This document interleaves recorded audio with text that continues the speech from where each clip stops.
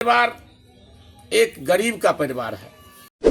तेजस्वी जी युवा के भविष्य हैं। युवा और बिहार के जितने हमारा युवा हैं उनका भविष्य हैं।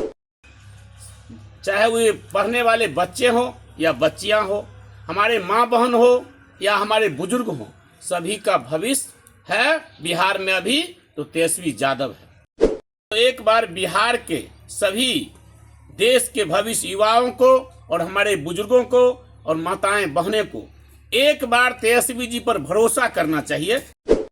एक बार तेजस्वी जी को मौका देना चाहिए और जब मौका देंगे, जब उनको एक बार मुख्यमंत्री के रूप में कुर्सी पर बैठाएंगे, उसके बाद 5 साल मौका इंतजार करेंगे कि हमारे साथ जो तेजस्वी जी वादा किए उसमें खरा उतरे कि नहीं उतरे। अपने बिहार वासियों और देशवासियों से, हम अपने पूरे बिहार के एक एक मतदाता मालिकों से, चाहे वे बुजुर्ग हों, देश के भविष्य युवा हों, सभी से मैं आग्रह, विनती, निवेदन करना चाहता हूं कि एक बार तो पहले उनको मौका दिया जाए। नमस्कार दर्शकों, आप सभी लोगों का हार्दिक अभिनंदन, स्वागत करता हूं अपने प्रोग्राम राजनीति की गलियारों में।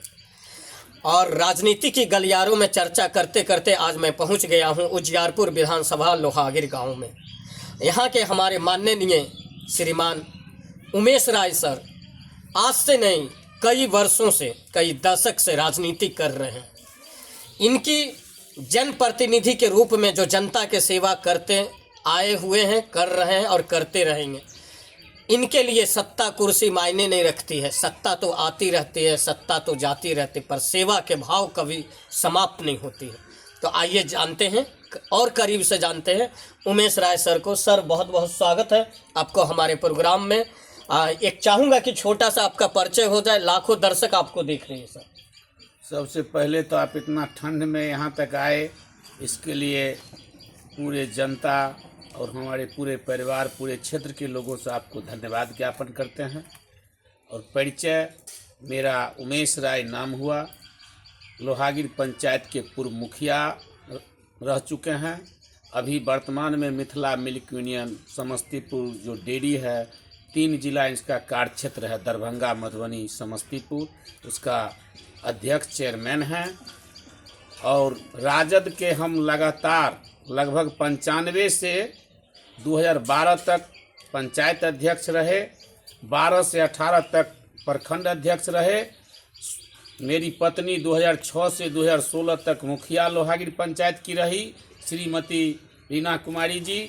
और हम 16 से 21 तक मुखिया सह मुखिया संघ के अध्यक्ष रहे। यही मेरा परिचय है और हम जनता के सेवा करने पर, काम करने पर भरोसा करते हैं। कोई कुर्सी और कोई पद पर भरोसा नहीं करते। बिल्कुल, जिस तरह मैंने कहा था, सत्ता आती रहेगी, सत्ता जाती रहेगी। न कुर्सी की चिंता आने की, ना जाने की। लगभग 3 दशक से आपने सेवा की है और कर रहे हैं। और राजद सर, कहीं ना कहीं जो पिछले चुनाव में सरकार आते आते रह गई, अब नीतीश जी का जो कारनामा हो, लेकिन सर आपको नहीं लगता है कि किस तरह और मजबूत करने की ज़रूरत है उजियारपुर विधानसभा में? राजद को मजबूती कैसे प्रदान मिले, क्योंकि अब राजद में बहुत सारे युवा जुड़े हैं। आप जैसे सशक्त व्यक्ति का सुझाव, जुड़ाव आगे लेके जाइए राजद को। देखिए, हम तो राजद को एक परिवार मानते हैं और इस परिवार के हम सदस्य हैं। तो राजद बिहार में ही नहीं, पूरे देश में गरीबों का मसीहा, गरीबों का उत्थान, एक बहुत नेता आए, लेकिन कर्पूरी ठाकुर के अगुवाई, जयप्रकाश बाबू के अगुवाई में, जो लालू यादव जी ने, जो गरीबों का मसीहा हैं, उन्होंने जो गरीबों का ऊंचाई, कोई जाति पाति भेदभाव नहीं रखे और सभी लोगों को उन्होंने कुर्सी से लेके, खटिया से लेके बैठाना, चलाना, थाना, पुलिस, ब्लॉक, सभी जगह अगर कोई गरीब को दिखाया तो ये माननीय श्री लालू प्रसाद यादव गरीबों की मसीहा ने दिखाया। इसलिए राजद परिवार एक गरीब का परिवार है आज अलग अलग बयान आता है, कभी लालू जी कुछ और बोलते हैं, तेजस्वी जी कुछ और बोलते हैं, तो इसमें कहीं ना कहीं जनता थोड़ी सी भ्रमित हो रही है। क्या कहना है उनके बयानों पर आपको? नहीं नहीं, ऐसा कुछ नहीं है। जो लालू जी कुछ और बोलते हैं, तेजस्वी जी कुछ और बोलते हैं, ऐसा कुछ नहीं। अरे लालू जी का आप उम्र हुआ, तेजस्वी जी उनके पुत्र हैं, और आपको लगा है कि किसी भी, आज लोग बहुत सारे बात बोलते हैं, लेकिन गांव देहात से लेके ऊपर तक कोई माता पिता अपने बच्चा को अपना उत्तराधिकारी बनाना चाहते हैं, तो उसमें तेजस्वी जी कुछ नहीं, ऐसा नहीं है कि तेजस्वी जी कुछ बोलते हैं। तेजस्वी जी युवा के भविष्य हैं। युवा और बिहार के जितने हमारा युवा हैं उनका भविष्य हैं, चाहे वो पढ़ने वाले बच्चे हों या बच्चियां हो, हमारे माँ बहन हो या हमारे बुजुर्ग हों, सभी का भविष्य है बिहार में अभी तो तेजस्वी यादव है। तेजस्वी यादव है। और सर उनकी जो योजनाएं अभी जो माई बहन योजना है या 200 यूनिट हर घर फ्री बिजली, उस योजनाओं को ग्राउंड लेवल तक कैसे पहुंचाया जाएगा? क्या लगता है इस योजना पर आपका व्यक्तिगत विचार क्या है? चाहे वो माई बहन योजना हो, चाहे 2 यूनिट बिजली फ्री हो, चाहे तेजस्वी जी अभी बोले हैं कि जमीन के सर्वे का योजना हो, युवा का बेरोजगारी का योजना हो, जो भी योजना हो, पहले तो एक बार बिहार के सभी देश के भविष्य युवाओं को और हमारे बुजुर्गों को और माताएं बहनें को एक बार तेजस्वी जी पर भरोसा करना चाहिए, एक बार तेजस्वी जी को मौका देना चाहिए। और जब मौका देंगे, जब उनको एक बार मुख्यमंत्री के रूप में कुर्सी पर बैठाएंगे, उसके बाद 5 साल मौका इंतजार करेंगे कि हमारे साथ जो तेजस्वी जी वादा किए उसमें खरा उतरे कि नहीं उतरे।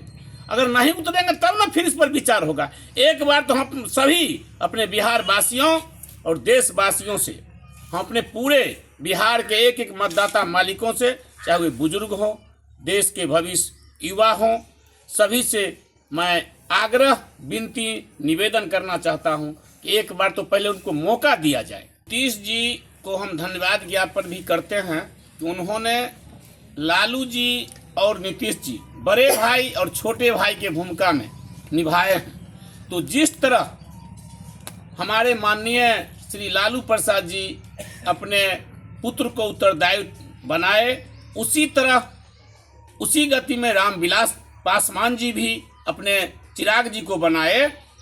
तो नीतीश जी को एक बार, अब उनका उम्र खत्म हो चुका है, ऐसा है नहीं कि कोई पृथ्वी पर अमर बन के आए हैं, चाहे वो नेता हो चाहे आम पब्लिक हो, तो उनको भी एक बार अपने पुत्र को पर भरोसा करके और अपना दायित्व अपने पुत्र पर भरोसा करते और बिहार को विकास में तेजस्वी जी को हाथ को मजबूत करते, दोनों युवा होता, बिहार को बहुत आगे ले जाता।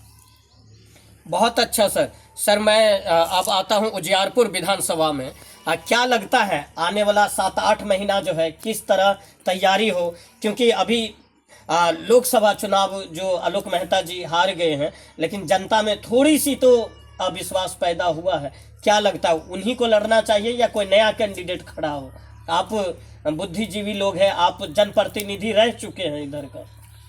देखिए, हमको माननीय विधायक जो अभी हैं श्री आलोक कुमार मेहता जी पूर्व मंत्री भी हैं, हमारे समस्तीपुर लोकसभा के सांसद भी रह चुके हैं, 3 बार उजियारपुर लोकसभा से भी चुनाव लड़े, लेकिन उजियारपुर लोकसभा में उनका सफलता नहीं प्राप्त हो सका।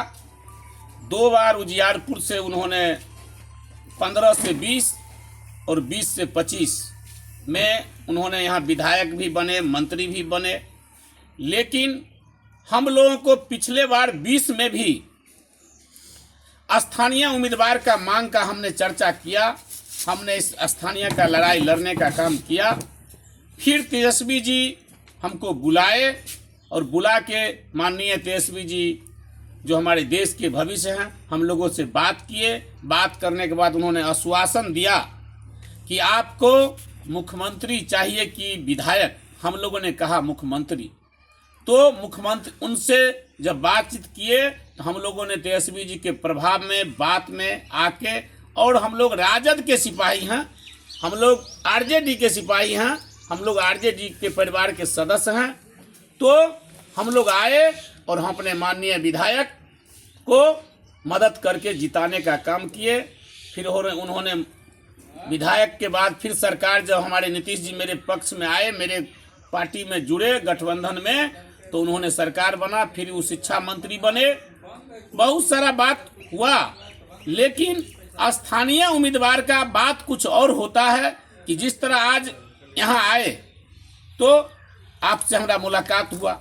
जी, इससे पूर्व में जब दुर्गा प्रसाद सिंह विधायक थे, जब स्थापना उजियारपुर विधानसभा का स्थापना का अगर कोई कहेगा जो उजियारपुर में स्थापना हुआ तो प्रथम विधायक कौन, तो दुर्गा प्रसाद सिंह। तो इसलिए उन्होंने स्थानीय थे, लोग फोन कोई करता था वो चले आते थे। भले ही पार्टी का अंदरूनी मामला के चलते उनका टिकट कटा और आलोक जी को टिकट मिला। उजियारपुर का धरती अभी तक आरजेडी का धरती जब से विधानसभा बना है तब से है। इस पर हमारे माननीय जो देश के भविष्य प्रतिपक्ष के नेता श्री तेजस्वी प्रसाद यादव जी को विचार करना है कि हम उजियारपुर में आरजेडी को बरकरार रखने के लिए किसको उम्मीदवार बनावे। ये उन पर हम लोग भरोसा करते हैं। पूरे क्षेत्र में सर्वे करावे, जनता जिसको चाहते हैं, जनप्रतिनिधि जिसको चाहते हैं, क्षेत्र के युवा, क्षेत्र के बुजुर्ग, क्षेत्र के माँ बहनें जिनको चाहते हैं, तेजस्वी जी उनको भेजेंगे।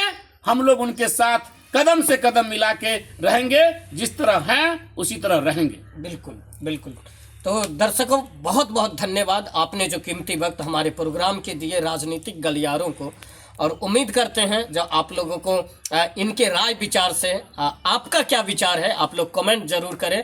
और माँ बहन योजना और 200 यूनिट बिजली, जो भी राजद का योजनाएं हैं, उस योजनाओं पर आपका क्या विचार है, आप लोग जरूर कमेंट करें। बहुत बहुत धन्यवाद दर्शकों, आपने कीमती वक्त हमारे प्रोग्राम को दिए। फिर मिलते हैं किसी और प्रोग्राम में, किसी और शख्सियत के साथ, किसी और नेता के साथ। तब तक के लिए बहुत बहुत धन्यवाद।